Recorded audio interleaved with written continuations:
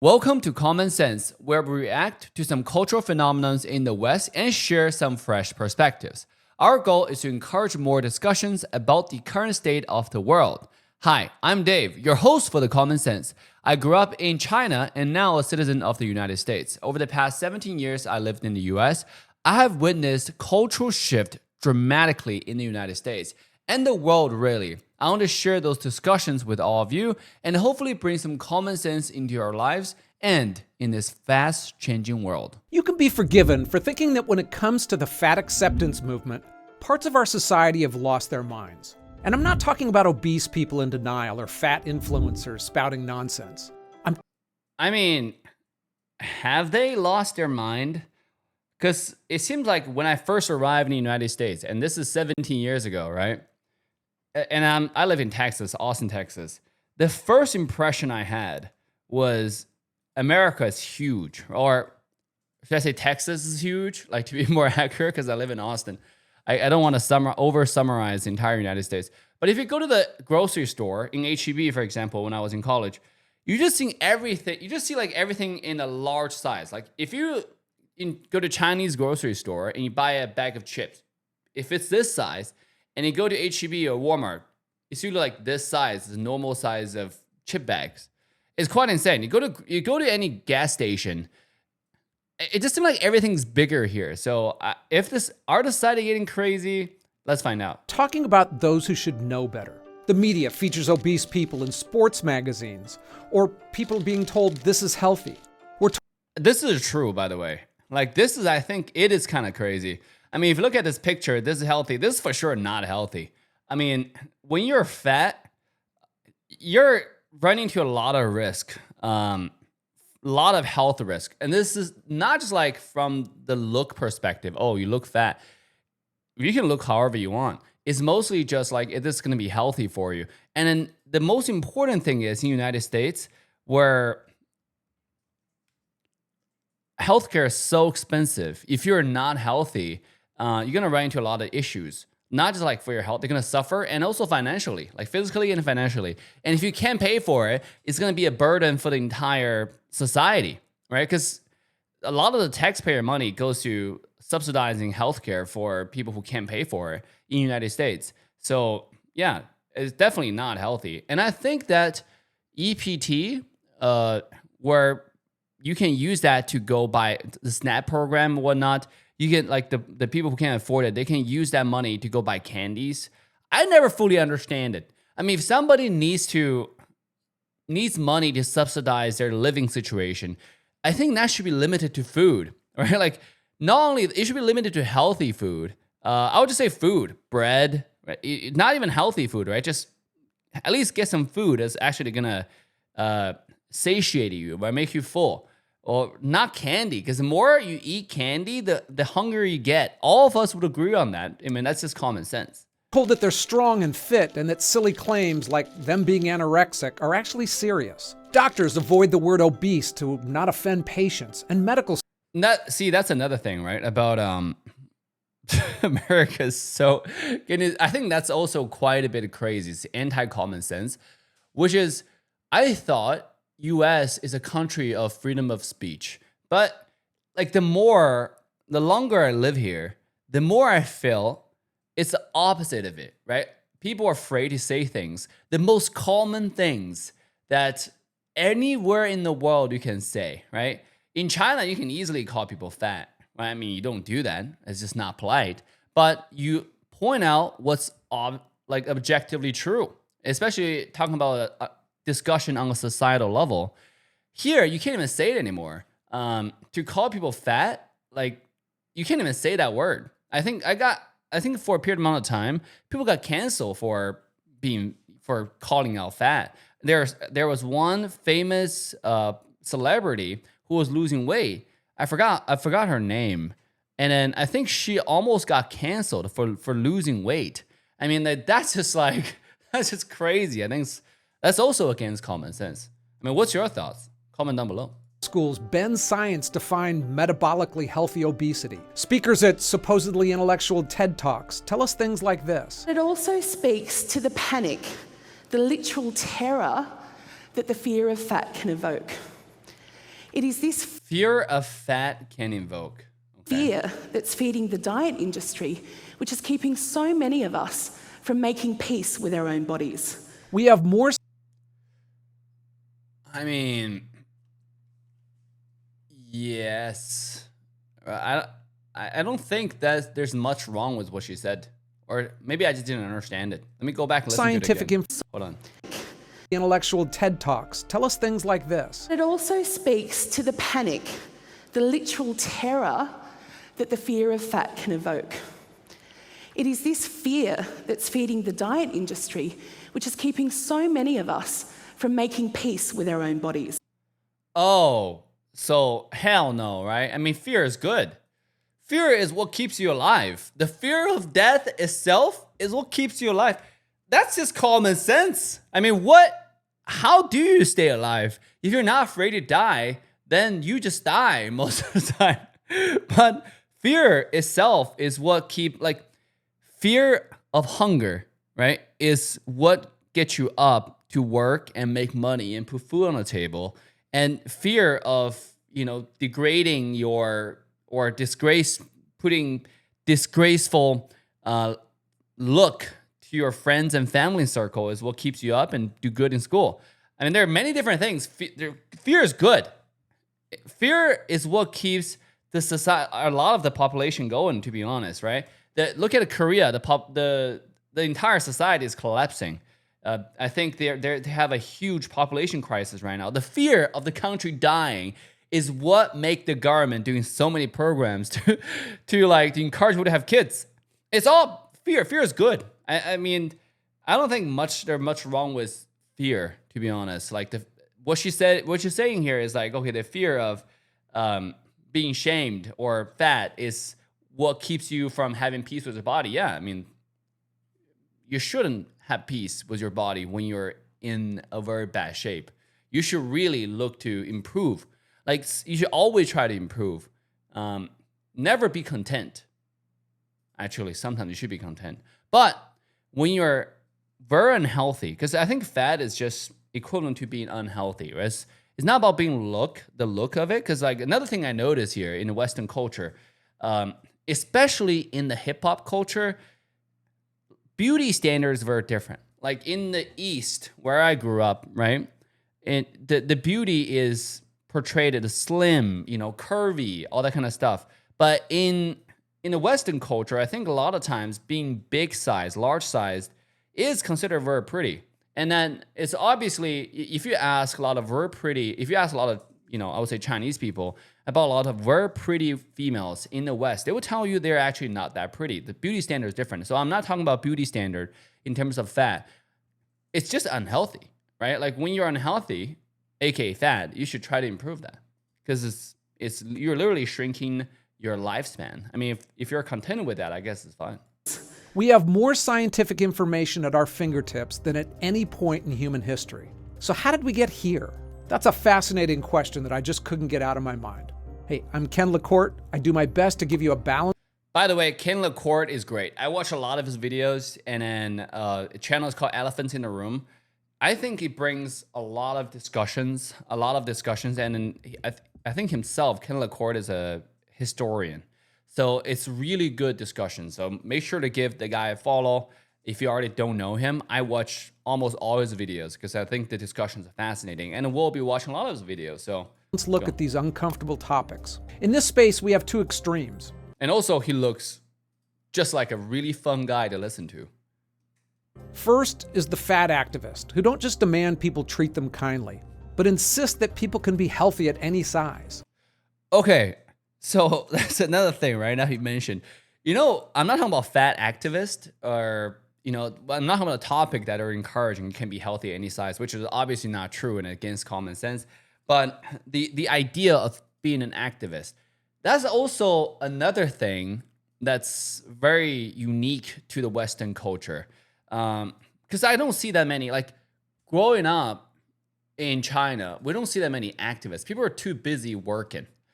People are too busy making a living. Like if you don't work, you die. There are not too many social programs that I heard of. Like, because growing up, we will see like homeless people die on the side of the street. So they're not so much of a welfare program, a welfare state in China, right? Like if you go to a lot of major cities, tier S, tier 1, tier 2, tier 3, whatnot, you don't even see homeless people anymore. It's very rare. So people work, right? So there are not too many quote unquote activists. But here, it seems like everything has an activist. There's like activists for any topic. Anything you can think of, there's some sort of activist for them. It just seemed like life is too easy, maybe. And maybe that's why like fat discussion is being debated so much here, because people are just have too much free time. Now, to me, that's like claiming the earth is flat, and I just don't see much point in arguing about it. On the other side, there's a cottage industry mocking those ridiculous claims and mocking the people who make them. They get millions of views on YouTube, and, you know, I get it, it's kind of fun, but to me it feels like throwing shit at the village idiot and something we shouldn't really be doing. I don't know if I agree with that, right? Because like the overall idea of social media, or in general of people making fun of online, because online is like it's like a melting pot. They're just all kinds of stuff. You can choose to watch it. You don't have to watch it. Any content, it's your choice. But at the same time, for people who choose to watch it, for the people who are making those type of content, shaming fat. I think shame actually is a really good thing. Because another thing, like, you know, in the beginning, we were talking about the TED Talk with the quote unquote fat activist. Another thing about fear, right? Another thing about that's similar to fear is shame. I think shame is what keep people up, you know, in the morning and work harder because you don't want to bring shame to your family. The idea of I think shame is really good, right? You're being a lot of times it can turn to bullying, but obviously not those extreme cases. A lot of time when people study harder, if you think about think about all of our lives. When I wanted to study harder, a lot of times like fear of being shamed. So both of them are important elements of civilization, I believe. Like, well, a lot of it, because human, we like to compare things. I don't really want to, but it's just, you always want to compare things. Like your childhood friend is getting a better job than you. That kind of level, it's not really shame, but it's similar to that. Like, it's what pushed you to work harder to catch up in a lot of ways, you know? So I don't know if that's a good or bad thing. So I don't know if I completely agree with Mr. John LaCour here. Instead, I dove into how a fringe movement, often with deadly advice, became mainstream enough to influence the media, medicine, and education. And I want to share that with you. You see, that's the thing. I do not know, right? Like the quote unquote activist, like how does such a small population, because I don't believe that the whole point of this channel, Common Sense, is to talk about common sense.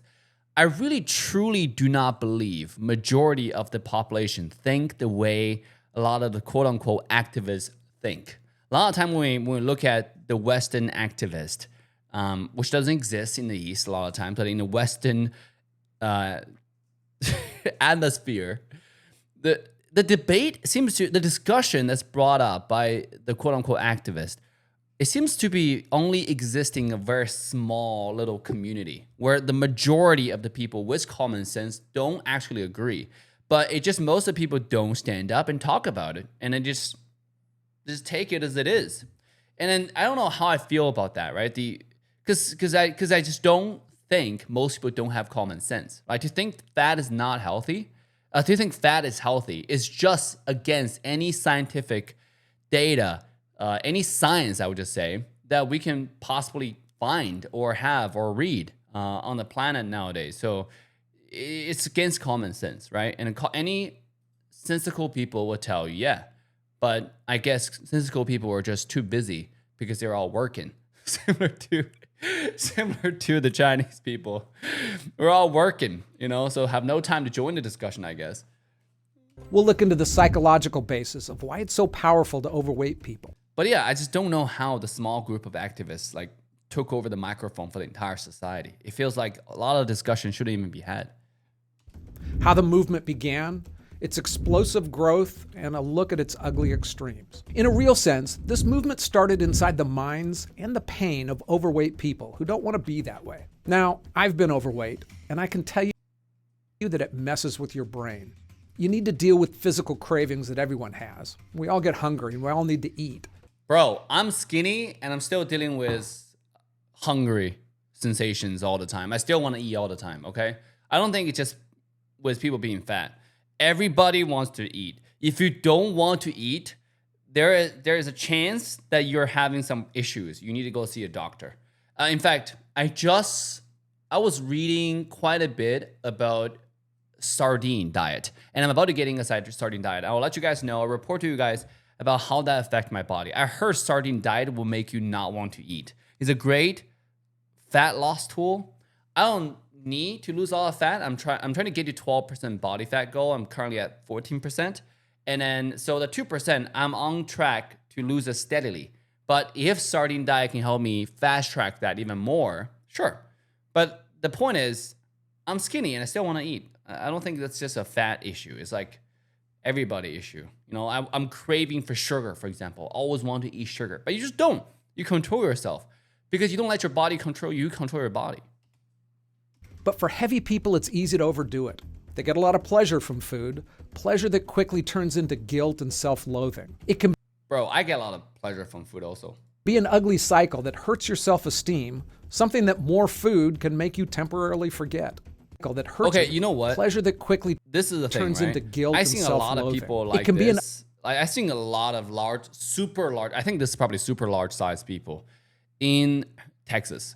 Because like when I first arrived, I would go to the supermarket, and there's when I was in college, there's something called HEB. I think it's uniquely to Texans, right? It's only HEB only exists in Texas, and then there's an HEB right next to UT Austin, where I went to college. And I would go to HEB, and then you will just see people on wheelchairs, like really large size, quote unquote, fat people sitting on wheelchairs. They can't move, and they just sit on wheelchairs, and they have this electronic little scooter they drive around in the supermarket and then buy food. And I have never seen that growing up, just never, right? I don't know how many years I grew up in China. I've just never seen it. I've never seen people like that. I've seen fat people, but they're never this large. You see this quite often in United States, actually. It's for sure not healthy. It's actually, that's for ugly sure cycle that hurts your self-esteem, something that more food can make you temporarily forget. It's also a failure that's very public in a way that other bad habits aren't. You can procrastinate or play too many video games, and few people will ever notice. But being overweight is something that you and everyone in your life sees every day. And the thing is, like, a lot of times, I think there are people who are taking care of those fat people. Because, like, I remember I volunteered. I was in American Society of Civil Engineers, ASCE. When I was in college, I studied civil engineering. And we volunteered. There was one program where we volunteered to go help certain communities, I would say. I forgot exactly what program was called, but we just volunteered to go help. And I would go, and I've seen people literally bed-bound, right? And then there's like caretakers who are taking care of them, and we're supposed to go help clean. And my specific job was tutor. I would go to teach them math, right? Also help clean a little bit. And I would see the caretakers feeding them trash. Not literally trash, but feeding them candy. I was like, bro, is this person supposed to eat more candies at this point? Probably not. Common sense would tell you, get them some other kind of food. But a lot of it, I think people getting fat might also be related to the people who are abusing it. I don't know why they want to do that. Or is it required by law that they have to feed fat people more food, unhealthy food, whenever they want? Because like growing up in China, there's a thing about discipline, you know? Everybody wants to eat. I think like a lot of you guys will relate. When you were a kid, we don't know. I mean, as human, we know like when you're full, but we usually have very little control, self-control, until your parents discipline you. And also in the West, it's really hard for parents to discipline kids. And that's obviously a topic for another time. However, I just feel like discipline is not really something common here, which is kind of weird. Because I think discipline is very, very important. And if you can't discipline yourself, you need discipline from the society, from other side of the society. And it seems like that's lacking here in the West. You can layer on top of that. What's your thoughts? I mean, that's just what I see. I think that's pretty common nowadays. The fact that they're often just treated worse than thin people. Ask any friend who's been both. But to be told by people that you're fine as you are, that's a seductive idea. It goes even deeper than losing weight because we're also social animals, hardwired to seek acceptance. The body positivity movement offers that in spades. It's not just saying you're okay, it's saying you're also part of a community, a movement. What kind of movement? Okay, here's the thing though. In US, everything has a community. Being fat has a community, which is good. Like sharing is good. I just always thought those community are trying to get together to lose weight. But it seems like they're getting together. I mean, according to this video, they're getting together to encourage each other. Okay, well, you should eat. Have you tried the pizza on the corner of Guadalupe Street? It seems like that's the discussion, which is like not healthy again. But maybe this type of community shouldn't be like that, you know? Studies show that social rejection activates the same area of the brain as physical pain. So when society rejects you for your size and then a movement comes along saying, we accept you, we love you, that's like a balm for your brain. In America, 42% of people here. Really? I mean, I guess, right? If you're the outlier of the society, you have been abusing your body by eating a lot of food, and the society trying to shame you into losing weight and be healthy. And all of a sudden, a group of people, you don't have to. You know, a group of people just came in like, you don't have to do that. You can stay fat and you're pretty. We accept you. And you're just going to take that? I don't know. Maybe I'm just different. Maybe like we're all different. What's your thoughts, right? If it's me, I obviously wouldn't accept it. Because like, if the sun rises from the east, you know, and then rests from the west, right? Rests to the west, sets to the west. The idea here is if I claim, okay, sun rises from the west, and then obviously that's against common sense, against science, against everything. And all of a sudden a small group of people come in and be like, yo, you were right, actually. I know I'm wrong. And I'm not going to say I'm right just because a small group of other people said I'm right. So I don't know. I don't know how people actually, you know, oh my God, I'm accepted into the small group. Now I think being fat is actually healthy. I don't know about that. Are considered obese. And that's on top of more than 2 in 5 adults have obesity. Is this US? an additional 30% who are considered overweight. That's a lot of people looking for. 30% of US are overweight? Yeah, I mean, pretty much. Because like I said, the first feeling I got when I landed in the United States was like, oh, Jesus, this is for sure a different society. And also, a lot of the people who came, because I was an international student at the time, a lot of students who came that I noticed went back home with 1+1 size. Because there's so much dessert here. So much sweet. Anywhere you go is sweet. Sweet is the easily most accessible food in the United States. Anywhere you go, there's sweets here, sweet there, and a lot of sweets are disgusting. They're so sweet. I cannot eat them. If I go to I remember going to the cafeteria on UT campus, and they would give you dessert.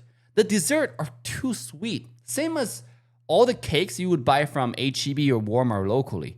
I take one bite of that and I'm just done. It's disgustingly sweet. It's way too sweet. It's not good, but yet they always sell off the shelf.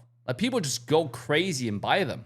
I don't know. I can never get used to that. But I guess that's why. Some people actually eventually get used to it and they went home +1 size. I got +1 size too. I got +2 size, I think. But that's also because I'm just eating Wendy's every night. Coke, Wendy's to study. Fries, I love those, right? Fried food is also bad. In the US, you will get access to fried, sweet, probably within your fingertips. Anywhere you go, every corner, you'll find those type of food. Comfort. As a movement, like a lot of others in the United States, the fat activists got more organized in the late 60s. In 1967, that early? 500 people gathered in New York Central Park for a fat-in, organized by an overweight radio announcer. They ate ice cream, they waved protest signs, and burned diet books and photos of Twiggy, who was a popular super-thin model. Organizations were formed, including the more militant fat underground of the 1970s. We demand good health care. I hate it when I go to doctors and they blame all my symptoms on my fat. But it's true. Like, a lot of it's gonna be true. I hate it when I go to the doctors and they say, yeah, you have been constipated because you ate too much Wendy's. Yeah, I hate it because I love Wendy's. I want to eat all the Wendy's I wanted. But it's true. So I stopped eating them. I also had acid reflux, and then the doctor said you ate too much Wendy's and drank too much Coke. So eventually I stopped eating them because it's true. It doesn't mean like I don't hate it. I want to eat Wendy's. But you can't just say, I hate it. Sure, of course you hate it. I hate it too. It doesn't mean it's not true. Those groups really didn't make too many waves, and it wasn't until about another 30 years, around 2010, when things started to catch fire again. That was when the anti-bullying campaigns were sweeping the nation. A 2010 study found that obese kids were 65% more likely to be bullied than classmates of normal weight. Suddenly, it's true. I think that's for sure true. Like if you're kind of, even in China too, like if you're fat, you're usually like the target of being bullied. But it probably sometimes not as severe. Also, that might just be because like I went to good public schools or just good schools in general. Because I didn't go to like public school when I was in middle school. I went to a boarding school. There were bullying, but it wasn't that bad. There was never physical altercation. It was just more verbal shame. Oh, you got fat. That kind of stuff. And people give each other nicknames. If you're fat, the teacher will call you like chubby. And then they start losing weight, there were hard numbers behind the harsh treatment that fat kids face, and fat acceptance groups pounced. They framed weight stigma as a form of bullying that was destroying innocent children. Child advocacy toolkits tried to shift the focus from the war on childhood obesity to a health-centered focus embracing children of all sizes.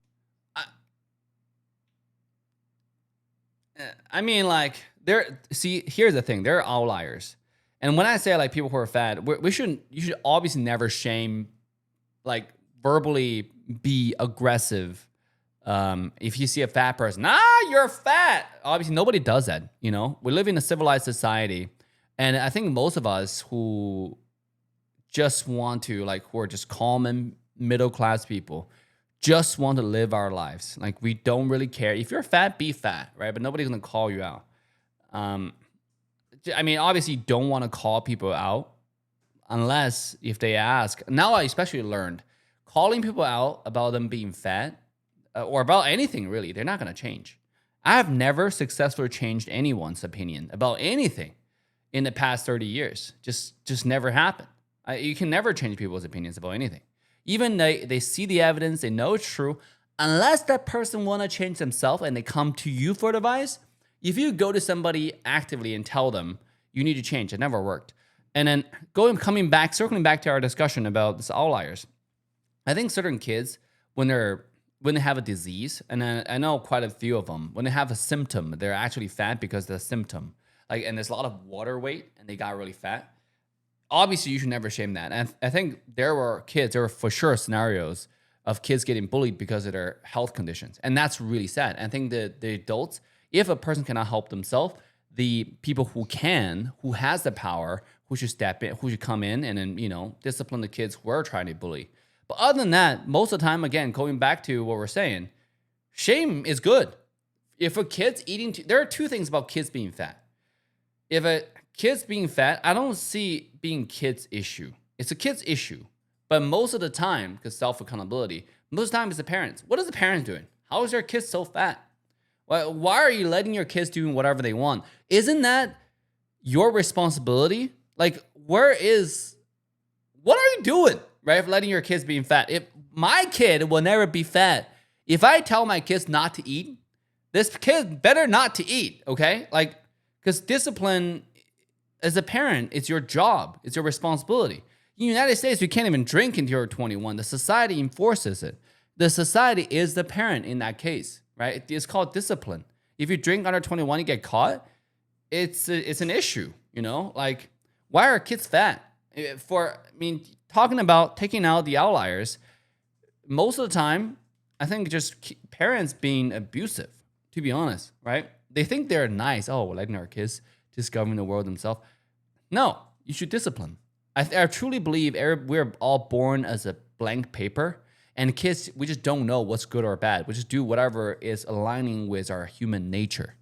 And the human nature usually just do whatever makes us happy, which is eating a lot of food and becoming fat, right? And that's when the parents need to come in and not make that happen. You would do that to your pets, right? You don't feed your pets infinite food just because your dog never gets hungry or never gets full. He constantly wants to eat. But you don't feed your dog forever. You discipline the dog. You feed the dog healthy amount of food each meal. You discipline the dog.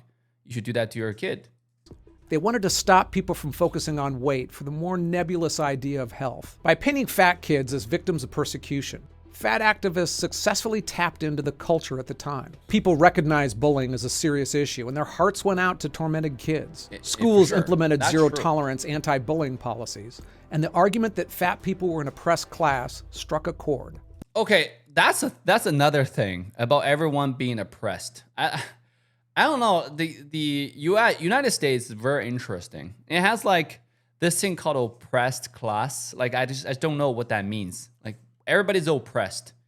It seems like everyone here is oppressed except for me, right?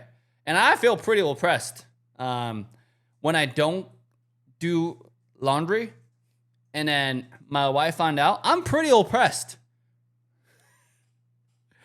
I should do laundry, right? But it seems like everybody's oppressed here. Everyone is. Like you can be a victim of anything, which is, I don't know. I don't know if it's true for the entire Western culture of just United States, because I mostly just live here.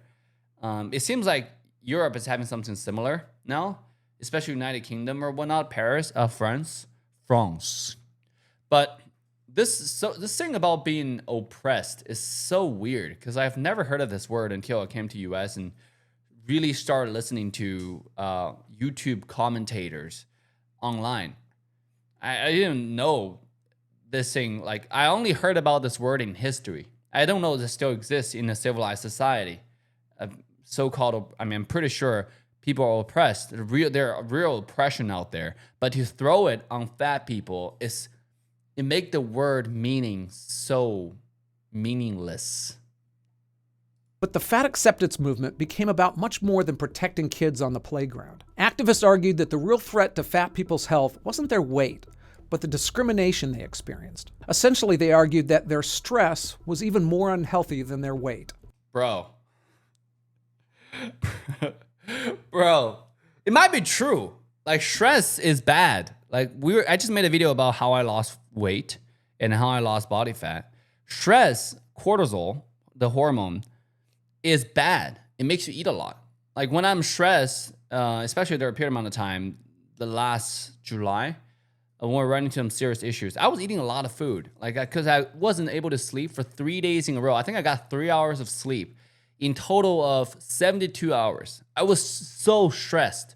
I was eating a lot of food. It was not healthy at all at the time. And I think when you're stressed, it's true that you're going to eat a lot of food and you can't even control yourself because you're so, like some part of your brain just shut off. You just want to eat. I don't even remember what happened then. Like that's what happened. That's how bad it is. So stress for sure can cause you to eat more food, but that doesn't mean you being unhealthy is not because you're fat. It's for sure because of your fat. It's not because of the stress. Stress just made it worse. It spawned the health at every size movement that tries to overturn the notion that thinness equals health. There are cards patients can hand their doctors asking that they not be weighed unless it's really medically necessary. Really? Don't weigh me cards. Tens of thousands of people are using these cards, and doctor's office, hospitals, nutritionists, therapists, personal trainers are handing them out to empower patients who would prefer not to be weighed unless it's medically necessary. How is it not medically necessary when you go see a doctor? Why are you even there? Like, what? How is this even real? Don't weigh me unless it's really medically necessary. Of course it's medically necessary. I mean, I don't see how your weight is not one of the most crucial elements to understand your current health. It really is. Your weight it's a very important standard metric to know how healthy you are right now, to know your lifestyle. I mean, when you go see any doctor, especially about gastro related stuff, like you're having acid reflux, you're having stomach pain, the doctor will ask a lot about your diet, a lot about what food do you eat, right? How often you eat this food, all that kind of stuff, because it's all medically necessary. There isn't anything that you do when you go see a doctor that doesn't involve your weight. I don't know. I have never went to a doctor that doesn't ask me for my weight. I have all the appointments I went to. Now they do like documentation thing. You have to like right before you go to the doctor's office. And guess what? One thing they always ask, your weight, right? And there's don't weigh me cards. How do you expect a doctor to know anything about you to help you then? Other websites have doctor's office survival kits and video workshops on dealing with fat phobia at the doctor's office. Oh, that's so funny, by the way. Everything's phobia. I remember I learned this word, and I thought it was, because I first learned this word from a GRE book. It's called Red Book. If you try to learn English when you're in China, there's something called a Little Red Book. Everybody know what that is if you're from China trying to go abroad. And I first learned the word phobia from that book, because you can add a lot of things in front of it. Claustrophobia means you're afraid of space or whatever, right? Height phobia. I don't know if that's a real word, but it just means afraid of height. Apparently there's fat phobia, where you. So I don't know what that meant, because so according to how I understand the words itself, how I learn the words, it means you're afraid of fat. Right? Afraid of being fat. Supposedly, like high phobia means you're afraid of really tall places. Like you don't want to stand there. You don't want to get close to the edges of a cliff. Fat phobia is supposed to talk about you being afraid of fat. But a lot of times in the West, in Western culture now, I think this word have changed meaning. It's a word of saying people are biased against a group of people. Like when they say you're fat phobia, it's not talking about you being afraid of fat yourself. They're talking about you being biased towards people who are fat, which I don't even know what that means. Like there's no one who's biased that I know towards people who are fat. It's just that, but it's a natural tendency when you're in an elevator and all of a sudden this giant monster, boom, boom, comes into the elevator. Bro, you're gonna be hell no, right? You're gonna be like trying to get out of the elevator. Maybe next ride. Like that's what's going on. Especially when you hear the overweight alarm and happen. I mean, at that moment, I guess the only time I had quote unquote fat phobia, like in this type of context, is then. I never had fat phobia. I don't have phobia against fat people. I have fat phobia for myself. If you're talking about that, yeah, I have fat phobia. I don't want to be fat. But right now, like the phobia word in the Western culture has been changed for sure, right? It's not talking about you being afraid of something anymore. It's talking about you being biased towards a group of people. These practitioners say they use a weight-neutral approach, but that approach isn't neutral at all. I don't know what that Not means. mentioning a serious factor in a patient's health is kind of a big deal. But besides the nation's anti-bullying sentiment around that time, the decade from 2010 to 2020 coincided with an explosion of social media. Instagram came online, and then TikTok a few years later. Algorithms help build movements because once you're in, they'll fill your feed with like-minded content. I mean, that's for sure. That's for sure an issue, right? If you are right now, like I was making a video about, I was actually watching a video about how TikTok shorts are just frying our brains. It's for sure true. A lot of times I'm still trying to get rid of the habit of waking up first thing, I look at my phone. Obviously, the first thing I look at is Bitcoin prices today. And then anything news, is Clarity Act finally going to be passed? I look at those. And then the next thing I look at, guess what, is Instagram Reels. Or somehow I don't watch TikTok, but there are other shorts platforms, YouTube Shorts. Or I go on X. I'm supposed to watch this one video about, what other crazy things this government is doing right now. And then after that video, 10-second video is done, it instantly swipes you automatically to another short video. You're like, this is a cute puppy. Next thing you know, 15 minutes you waste in your bed, sometimes even more. So I think the shorts are for sure frying your brain. Join the movement. We're gonna start a new movement, guys. They have a movement on the social media. We're gonna start a movement to go against shorts. They also find and define large audiences. The body positive hashtags amassed millions of posts and billions of views. That means fame, and where there's fame, dollar signs follow, and that creates explosive growth. You know what created explosive growth? Mukbang channels. Those things are crazy. Like I've seen people just sit there. There are quite a few YouTubers on YouTube. There was a guy called something avocado, and he just ate a lot. And it turned out like eventually, I think there was a video he came out and he just turned super skinny. I don't remember because I don't really watch his video. I watched some news about him, but I also watched a video because there was a huge drama about him at the time. I watched like 2 videos that he announced, and he was really skinny. But other than that, I don't really know much about him. My point is, there are a lot of mukbang channels, people sitting in front of a computer and just ate insane amount of calories, probably 6, 7, 10,000 calories in one sitting. I don't understand that, but those get insane amount of views, always. I don't even know why that's healthy. I cannot watch people eating so much food. I can't. You know what I like to eat, what I like to watch in terms of mukbang? If I see somebody eating really delicious food, but in moderate quantity, I just need to see the food, right? I want to see like, oh, I have never seen this food before. It makes me want to go try that delicious food because food is culture. Like when I go to a new place, when I go to Hawaii, when I go travel into all kinds of countries, I've been to a lot of countries because of work. I don't eat McDonald's. I don't eat American food, or I don't eat Chinese food either. Well, sometimes, you do.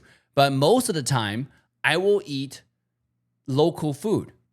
Like the local, the better. And I will search for mukbang videos about them. Oh, I've never seen this before. I want to try them. But I've never gotten behind the idea of somebody's eating 1,000 fried chicken legs. It sounds crazy to me. And people watch them, they get millions of views. Those get so much growth. I think that for sure fed into maybe this, right? So quote unquote, the fat movement, fat positivity thing. Like, oh, look at this guy getting so much views being fat. Maybe I should do the same. I don't understand it. How do you guys find joy in that, right? Or do you guys all actually watch that type of content? Let me know. I don't know. I never watched that. I can't. I watch people eating like good food, and that's about it. By the way, another common sense topic is why I don't say Chinese food. Because when I go to China, we don't call Chinese food Chinese food. People just call it food in China. Something to think about. Celebrities and influencers jumped on the bandwagon, amplifying the message to millions. Lizzo was the most prominent. With her 12 million Instagram followers, she became one of the movement's biggest stars. Influencer Tess Holliday, with over 2 million Instagram followers, isn't just posting selfies. Bro, I don't get it. I don't understand it. This is crazy to me, right? That's what I'm saying. Like, if people actually like this and enjoy this type of content, enjoy seeing this type of pictures, I think maybe I'm just not assimilated enough into the American culture. Because, like in growing up in China, just saying that you have to 入乡随俗, meaning like you have to assimilate into the culture that you are now living, right? If you go to somebody's house, you have to be respectful to their culture, respectful to the house. Maybe I'm just not assimilated enough. I never truly understood this. This is so weird to me. Like when I see this type of picture, I can't. I just immediately swipe away. Ugh. But then they get so much views. Maybe they get views because of other stuff they do. Because obviously, I don't follow people because they're fat or skinny.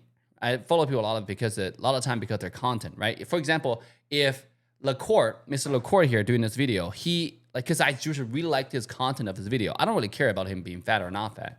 So maybe there's something about the content they're generating. I don't know. But I can't look at, it seems like this for this person specifically is all about her being fat. So that's something I don't understand. She's selling a lifestyle. Her book, The Not So Subtle Art of Being a Fat Girl, became an instant bestseller in 2017.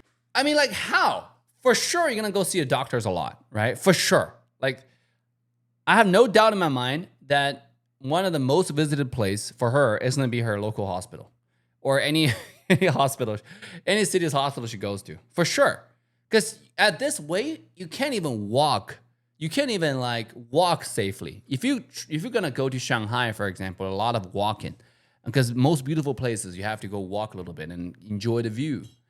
You can't. If you walk a little bit, you might run into the risk of bone fracture, right? Bone fracture or some other kind of problem because your bones are carrying so much weight. I mean, for sure, there's going to be a lot of risk. I don't know.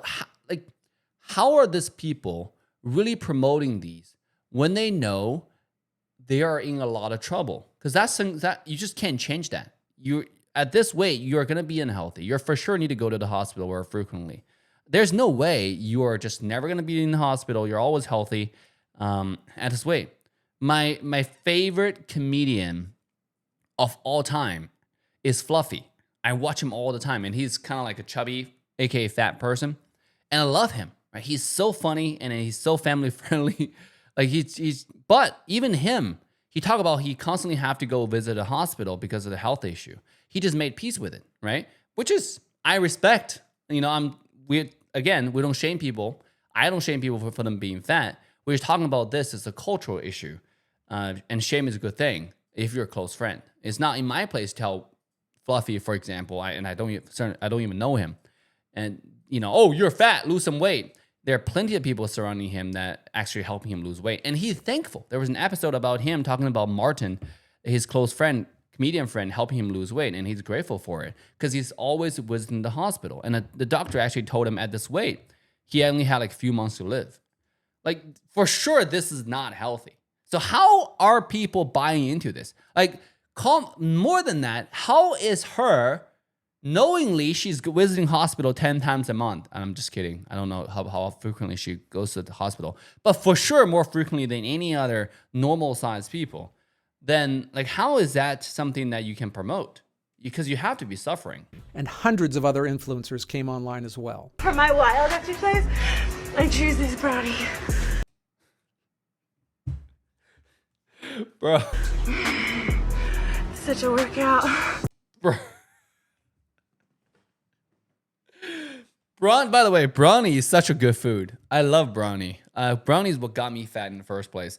There are brownies everywhere on UT campus. Like you can go every street corner in America and you can find brownies. You probably don't find healthy food, but you'll find brownie. And it's all over the place. Any shop, any restaurants, any American restaurants, standard dessert is brownie with ice cream on top of it. Hot brownie with ice cream on top of it. And they're delicious. I think sometimes you can indulge yourself and have like a little bit of brownie. That's totally fine. Especially you know what you're doing, right? You're tracking your diet and all that kind of stuff. But just for the record, eating a brownie like this, right? You can work out for probably 2 hours. You won't burn the calories you just ate. And we're talking about hardcore weight training. People think that you can work out the calories you eat. You can't. You really can't. They're not equivalent. A little bit of calories, like a little bit of food you eat, especially normal amount of sweets. The standard sweets we're talking about in the West, you talk about like candies. You go to the 7-Eleven, you buy a bag of sour candy, or maybe a Reese chocolate bar. You eat that one of those bars. I mean, that's your whole day of progress gone. Yeah, and you can't work that out. You don't have the time. You don't have the energy. You can't work that out. Don't assume that weight loss is going to benefit your health in any way, because there's no evidence to support that. What? There are tons of evidence supporting that. Bro, just listen to Fluffy's recent video where he talked about his health. He lost a lot of weight and he has gained so much healthier. And I wish he continued on that, right? Like it's what is she talking about? There are tons of evidence supporting losing weight is healthy. Forced to lose weight for medical reasons is not body positive. If you are losing weight because you want to feel better, be in less pain, be healthier, all of these things, that's fatphobic. They earn through the That's not fatphobic. Again, I think that's what I was talking about, right? That's changing the word. But maybe a word change. Like think about a lot of words that we use in history. A lot of words change. The meaning of it. I'll give you one example. right? 666, the numbers. It means something, it means devilish in America, but it means like super awesome. You know, when you make a really good play in games, when you do something awesome, people say 666. This is 666, by the way. social media platforms themselves, and some raked in nice sponsorship deals as well. Companies like Lane Bryant and Torrid pay big bucks for sponsoring posts promoting fat acceptance. And then there's the mainstream media. I mean, I guess company don't really care. That makes sense, right? I mean, if I'm a company, I certainly don't care. If you buy my product, I'm gonna be happy. I'll be grateful, and then you're gonna be a happy customer. So when I look at supporting YouTubers, if I'm trying to sell my products, the number one metric is who have the biggest influence. I don't really care if you're fat or not fat, right? It's just who have the biggest influence. Sometimes they define culture, but they always cater to it. I showed you one of Cosmopolitan's issues where they put large models on the cover. Well, before we continue, that's also something that I don't understand. Like, from a common sense perspective, because I don't really like to talk about politics that much, because I respect everybody's politics. Coming from China, I think my understanding of politics is just people have different viewpoints of the world, right? And then we respect everybody's viewpoints of the world. And there's different, ways you look at life. That's it. But what I don't understand, and I think it's against common sense, is a lot of the US companies like to get into politics and take a side. I never understood, because see, thinking about from someone who came into this culture from outside, isn't America largely divided into two major parties? And then you have customers obviously going to be from both parties, right? So if you're going to take a side, your goal as a company is to sell products, to make a profit. If you take a side, aren't you trying to lose like 50% of your customer base by default? Why are you doing that? I've seen a lot of companies who take sides. If I am an owner of a company who sell products, I would never take side. It just doesn't make sense to me.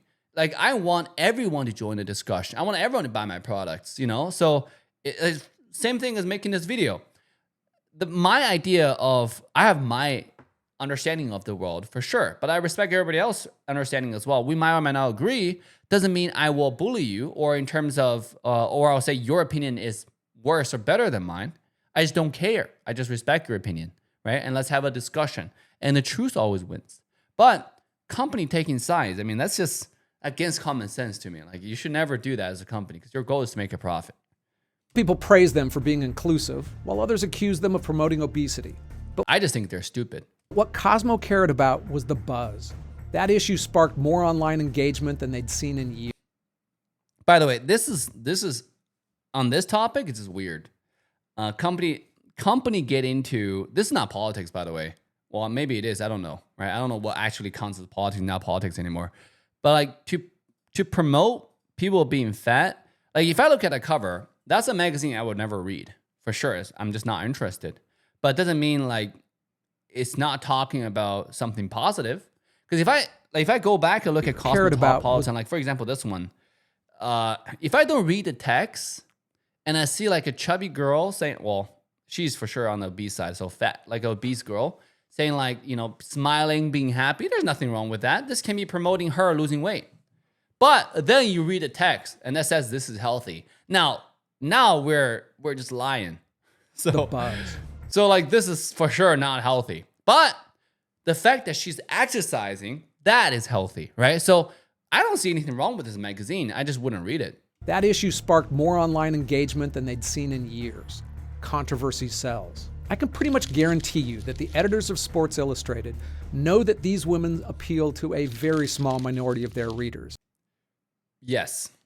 But it got them buzz too, as well as brownie points for being nice, inclusive people. But why though? Like, why do you want to score those points? Like from a marketing standpoint, I'm not a marketing person, but how is that points actually going to help your sales? A lot of the things the corporation do, I just don't understand. It's against common sense. But again, I haven't gotten my MBA yet, so maybe some things have just unique effects. Maybe double your sales by doing that. I don't know. common sense will tell you that doesn't make any sense. You should not do it. Like Sports Illustrated. For those who don't know, Sports Illustrated is like basically Playboy. Everybody knows Playboy, right? It's like a magazine for adults. Like putting that kind of picture in there is like, brother, like obviously it doesn't, like if I'm going to buy an adult magazine, I never did, by the way.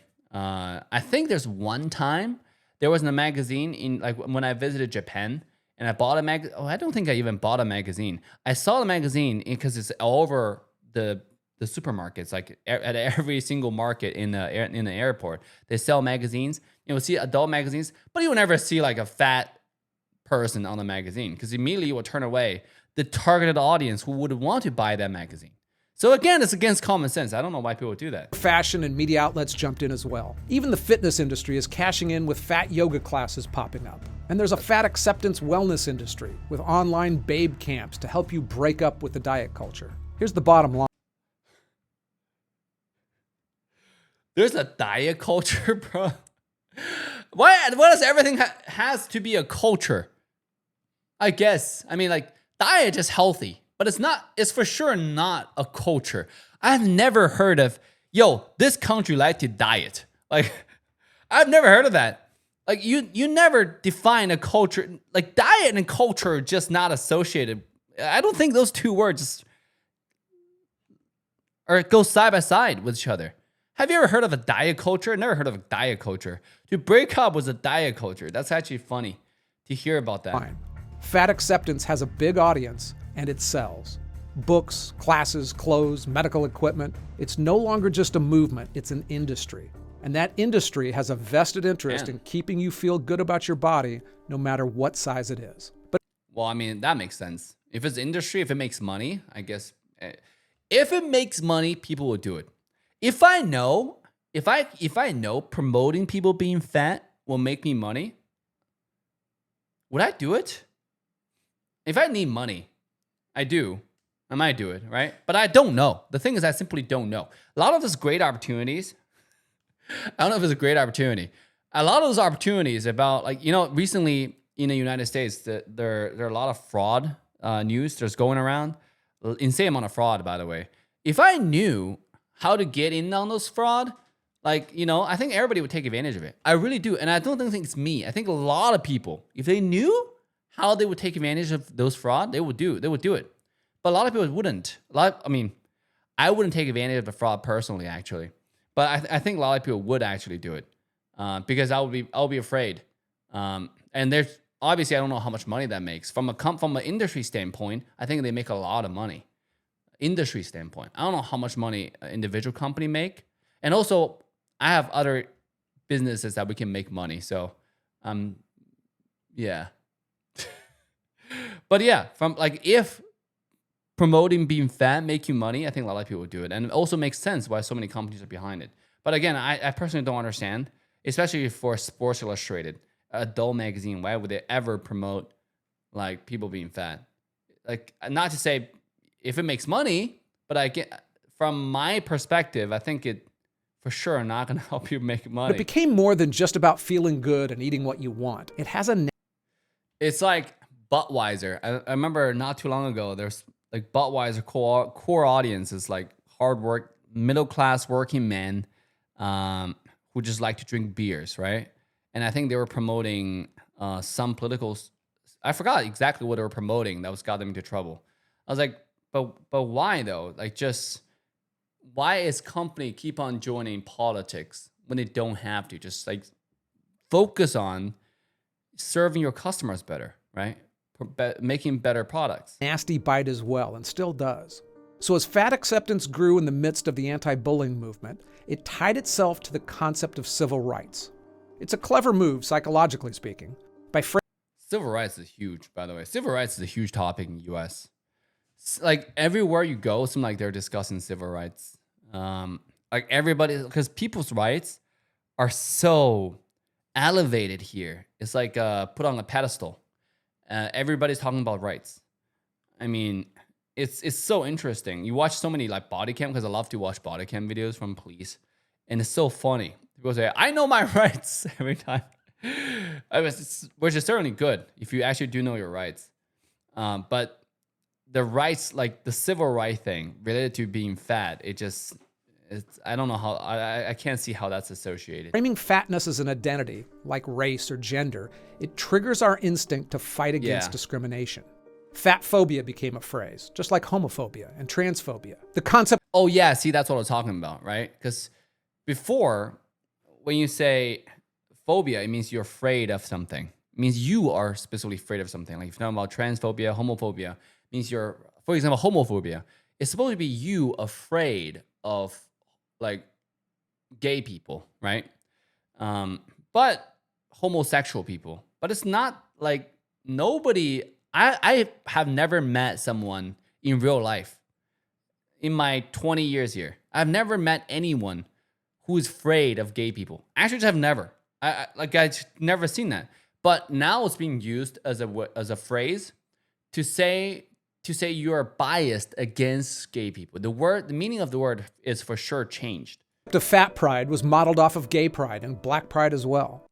Okay, well, I actually didn't want to pause in this frame, but this is also something that's really interesting in the U.S. You will never see this in China.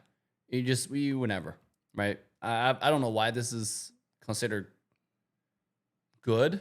Maybe somebody can educate me, but you will never see this in China. In fact, if you dress something close to that, like next thing you know, you're gonna hear a siren, and then the next thing you know, you're in a insane asylum. Words like discrimination and oppression became part of the narrative. And, perhaps not surprisingly, being fat phobic was tied directly to racism. How? That's another thing. Like it seems like anything you do now, if you don't agree with it in US, you're racist. But I thought it's mostly racist. Isn't racist related to like bias against a race? How is that? Isn't that common sense no longer common anymore in the United States? It's so weird. Scientific American, for instance, a journal that gets more political by the year, tells us that prescribing weight loss to black women ignores barriers to their health. Prescribe weight loss to a black woman ignores the barrier to their health. I don't know about that. Because I don't know about this topic. That's what I meant. I guess we can just skip because I don't know about this topic. The reason why I say that is from outsider perspective. A lot of the black females I see are kind of large size. They're on a larger size, relatively speaking, to white females, to Asian females, to like Middle Eastern females, or Latin American, people, Latam people, or South American people. I forgot the right phrase to describe. But the idea is when I see a lot of black females in the United States, they are on a larger size. And they seem to have no issue finding partners, right? When I say partners, I mean like life partners, sexual partners. It doesn't seem to bother them. And they seem to be favored in a lot of ways. So maybe it's a cultural thing. Maybe people just like larger size people here, like I was mentioning earlier. So I don't know. You let me know in the comment section, right? Because I look at things from a more outsider perspective. I'm trying to learn. Always trying to learn more. Okay. Also unsurprisingly, professors backed up this view as well.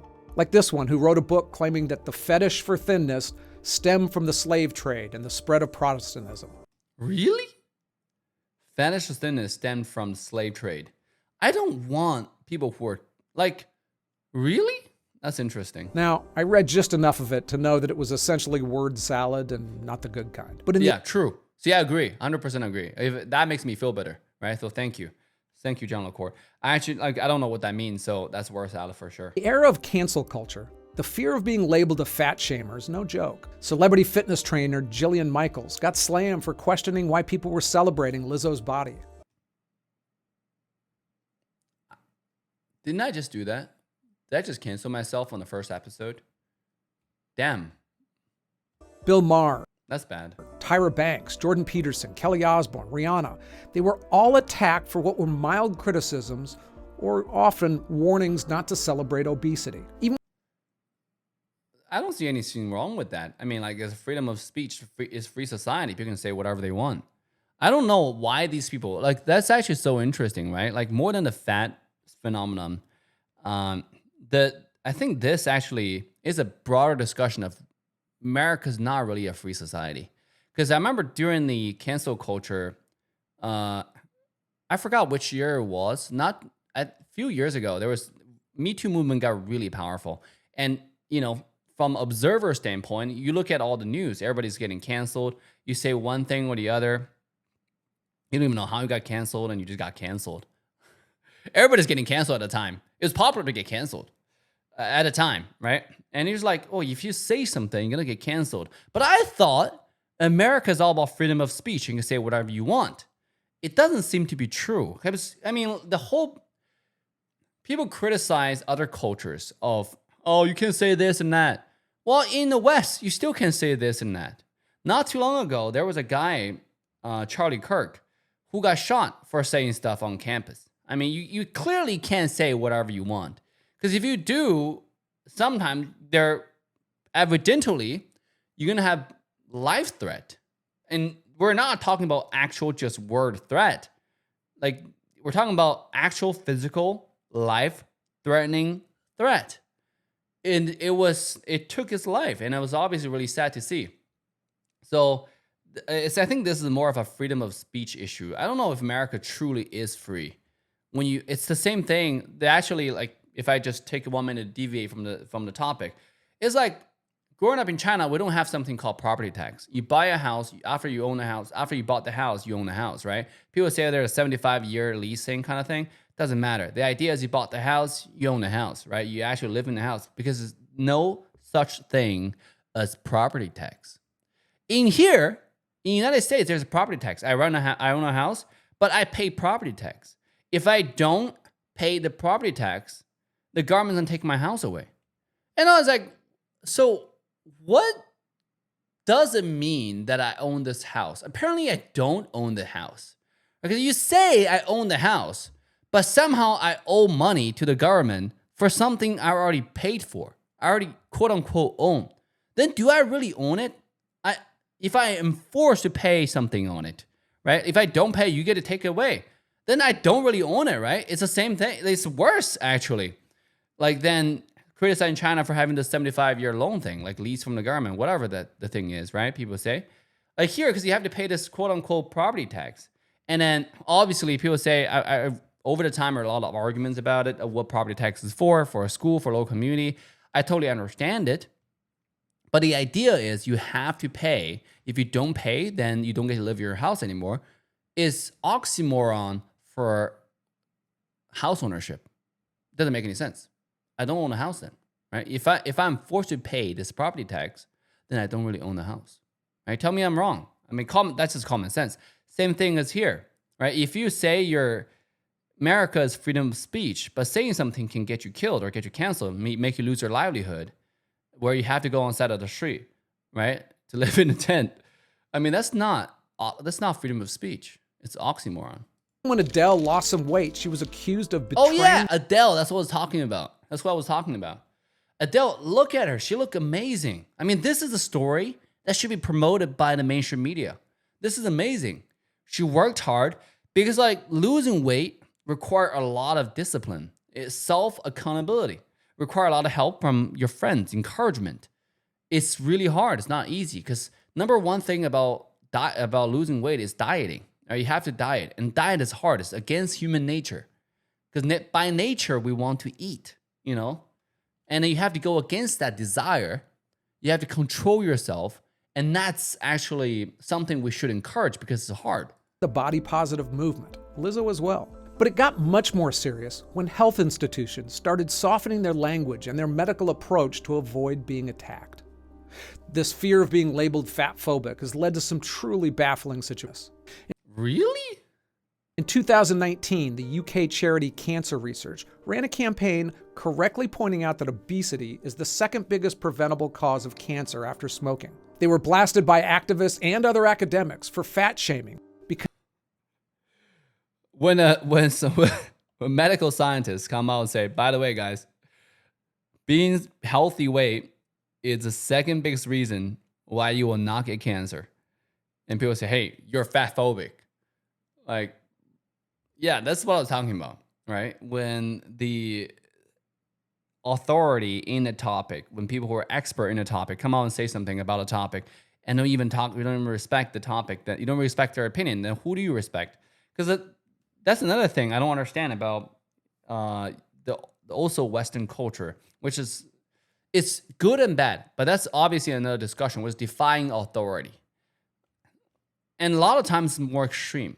Because from where I grew up, we were taught to respect authority. We're taught to respect experts because you can only be expert in so many things in your life. Where our brain is, you can only take so many things. You should be, in Chinese, there's a phrase called 术业有专攻, right? Like you have to study in an industry and study it hard. That's how you get a job. That's how you make a living. You cannot know everything. You just don't, right? So when you don't know something, when I get sick, I go to see a doctor. I get medical advice from an expert, from a doctor, because I don't know anything about my body, and that person does.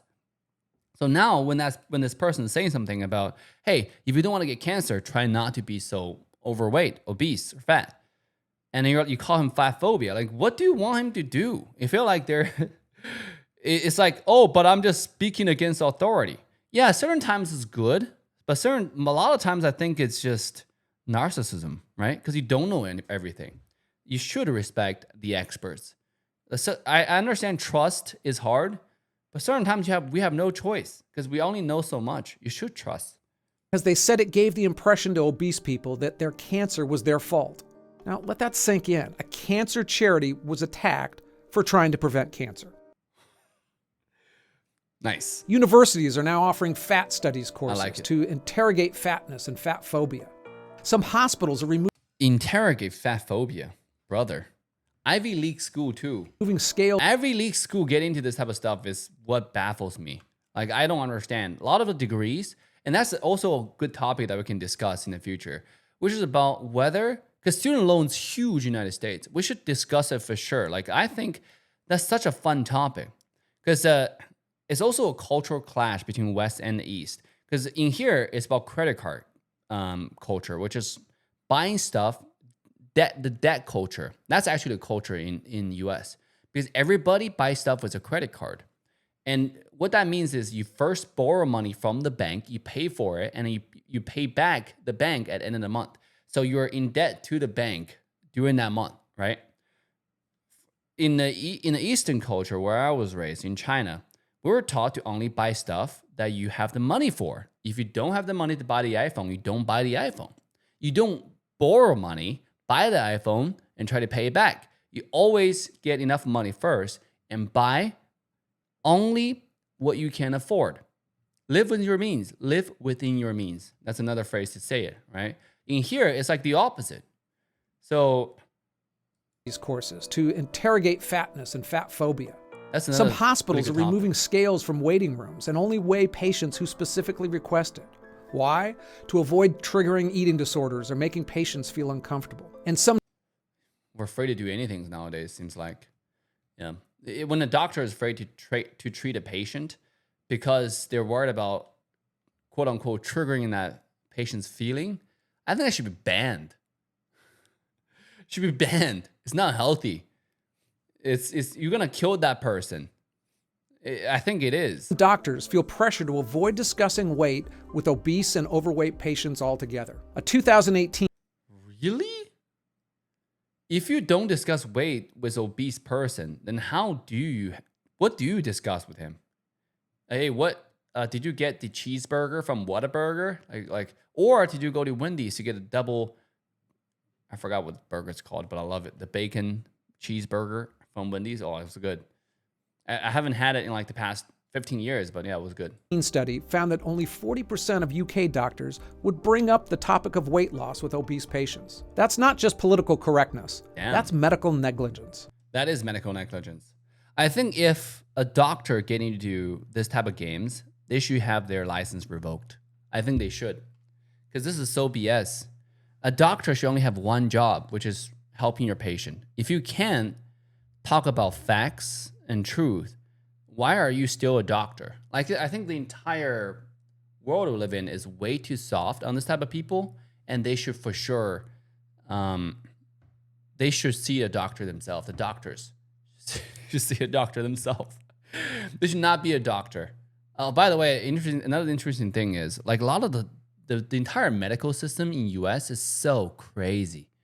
Like when I went to Korea, by the way, medical system in China for sure is not the best, but it's much better than US system. If you go to China, and then, by the way, any Westerner who went to China and actually went to the hospital will tell you 100% that's true. Like when you get sick, let's say you have a headache, you have a stomach ache, you can go to the emergency room for less than $10 and get seen by a doctor, by an expert, get a IV shot, for example, if you needed it, right? Or whatever to help you treat a symptom. Get medicine all real quick. And if you don't have an emergency, for example, if you're like, oh, I have a stomach ache, but I don't really need to go to the emergency room. I just need to go see a doctor for it. You can go to the hospital, get a ticket, right there, and then go see. Depends on what kind of, you can see different kind of doctor, like doctor with 20 years experience, 30-year experience, whatever. You can basically pick the doctor you want to see if the doctor is in office that day, and get in line and see the doctor within an hour. And doctor will give you some medicine or, prescribe some kind of exams that you have to go take. And you can take the exam right there in the hospital right then. And then take the results back to the same doctor on the same visit. And the doctor, oh, okay, well, this is your issue. That's what happens in China. And all within like $10, $20 without medical insurance, right? Just that's how much it costs. When I went to Korea with my friend Bag, he had a really bad stomach ache. I forgot what issue that he had, but he was just in pain. We had to take him to the emergency room in Korea. The whole visit was $12. And he's seen a doctor, got a shot, and he was fixed right away, immediately. It turned out to be a smaller issue, but he just needed that shot. Immediately, right? He was fixed, $12. By the way, I had an acid reflux my freshman year. I ate too much Wendy's, right? I went to the doctor. The total bill turned out to be, I paid, I think, $12,000 after insurance, because I had to buy insurance as a student, international student especially. It's required by law. So I bought the medical insurance. After that, I still had to pay $12,000. Not to mention, that was the first time I had experienced American medical system, right?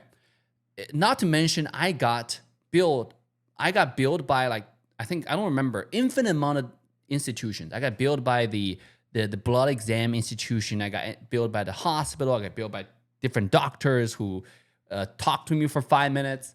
I don't even know. I had to do, the biggest challenge for me at the time was researching whether this was legit, because I thought it was getting scammed by different people. Why are there so many bills from all these places? In anywhere in the world, at least Southeast Asia, when I took my friend to the hospital, we were training boot camping for a tournament.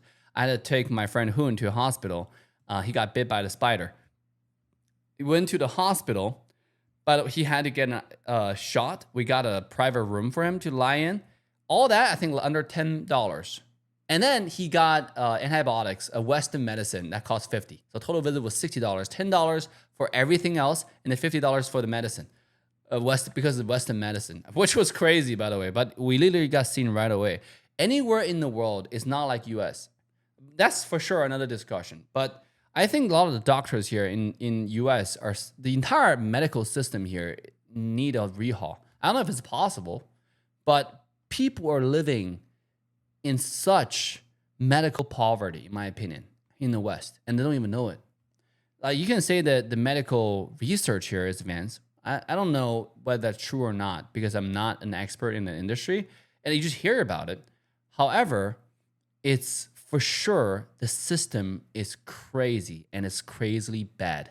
If you have lived anywhere else on the planet, you would know that to be a fact. Like US is so bad, and that system need to be rehauled. But I don't know how that can happen. Cardiologist Dr. Asim Malhotra got hit for speaking out about the link between obesity and severe COVID-19 outcomes. He, again, was accused of fat shaming. That's crazy, because that's true. Eventually, it'll turn out to be true. If you're fat and you have heart condition problems, you're more likely to get killed by COVID, right? At the time, I think it turned out, during the pandemic, there were post-pandemic, there were a lot of research that eventually came out about the COVID shots, about like what actually affect COVID, which crowd is the most susceptible and the most, easily to get affected severely by COVID. It turned out people who are abused or who are obese are a big part of it, right? Because if you have a lot of existing conditions, COVID's gonna be a big threat. Despite presenting peer-reviewed medical evidence. And the fact that those doctors who say that out loud got into trouble, that was actually crazy. That's so crazy to me, bro. I don't understand. That's what I'm talking about. Freedom of speech in US. It seems like it's not so free. That's when a movement has gone too far, with positivity turning into actually killing people. And these deaths aren't just theoretical. True. It's directly hitting the fat influencer world. Brittany Sauer died at age 28. Taylor Lejeune, So he was sad. only 33 and died the same month. Kat Paz, New England Fat Studies professor, died at age 42. Fat study professor. How do you become a fat study professor? It's sad that she died, but it seems like you can become a professor for anything nowadays. Like, I think we're discussing about student loans, which is another topic. Again, like, how is that allowed? Certain degrees, I think, shouldn't be allowed at all. Why is fat study there's a professor for fat study? Just don't become fat. And Jamie Lopez, the 500-pound star of Supersize Salon, died at age 37. Now, it's just a hunch, but I suspect that the extremes of this movement have probably reached their peak. By the way, would you ever get your hair done, get a haircut from a 500-pound barber? I don't know. I mean, I have to see their work. I don't really care, to be honest. Yeah, but I have to see their work. That's kind of sad, though, to be honest. Like, somebody is really good at their craft, and then they're a barber, and they just died because of obese. Yeah, lose weight, guys. And the early deaths of obese people will be part of it. You rarely see really obese people in their 70s and beyond because most of them are already dead. At a certain point, reality destroys bad ideas. True. Certain times, like at a certain point, reality just destroys bad ideas. I just don't understand why America embraced those bad ideas.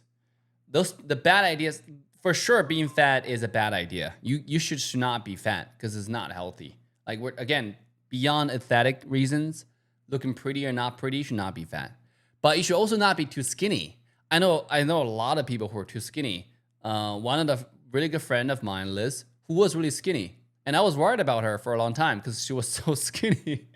You see her just like a pile of bones. Shout out to you, Liz. And she gained a lot of weight. But okay, when I say that, I mean in a really positive way, right? Really, really positive way, because she looked amazing now. And then actually, some people need to gain weight because they're too skinny, and that's not good. Don't eat a lot, you know. And sometimes too skinny is really bad also. It reminds me a little of the drug culture, which really took off in the 60s, but was soon killing off the musical icons like Jimi Hendrix, Janis Joplin, and Jim Morrison. Yeah, doing drugs is bad. Don't do drugs, guys. Don't do drugs. That's also common sense. Just don't do drugs. It's bad. In the 70s, when I grew up, every time you turned around, another young celebrity was dead from drugs. Damn. Dude, I don't get it. Do you have to take drugs to do music? It seems like a lot of them do. Just don't do it. And that comes from, I think this is more than culture. It's parents' discipline. I feel like there's a societal issue of parents too afraid to discipline their kids in the West. Because like that, by the way, that's also another really good point to discuss. We should discuss in the future. Here, you can't even beat your kids. You can't even beat your kids. You can't beat your kids. It seems like you can't discipline them because you're gonna get into trouble. And I think physical threat is very important in a lot of ways. Because ultimately, why do kids get disciplined? Is because why do people respect and listen to their parents?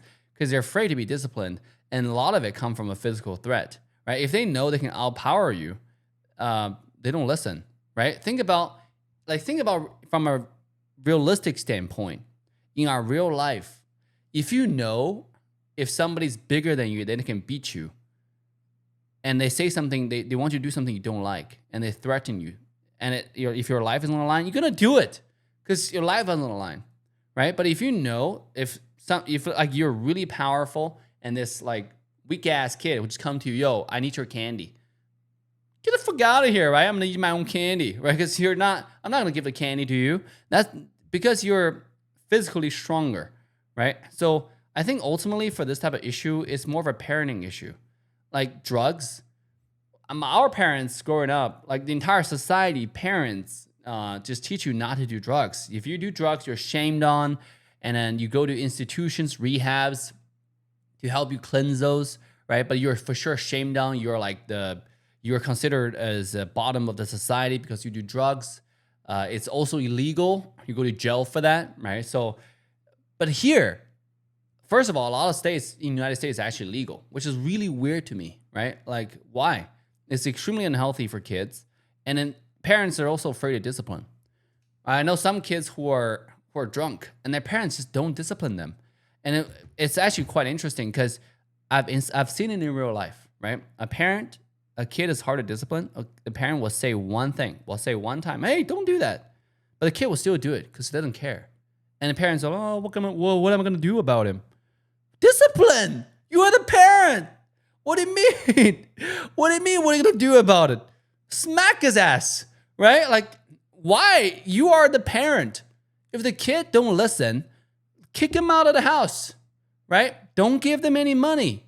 Do other stuff. Because it's your responsibility, and you are actually obligated to teach this kid what is right or wrong, and what is good for their health, what is bad for their health. Certain mistakes, I think we should allow kids to make, right? Younger folks, because we all learn the best teacher is our mistakes. But certain mistakes, if you make them once, you lose your life. For example, drugs. Drugs are one of them. It might be a slower killing, life-threatening thing, but doing drugs is going to kill you. Right? Smoking long term is going to kill you.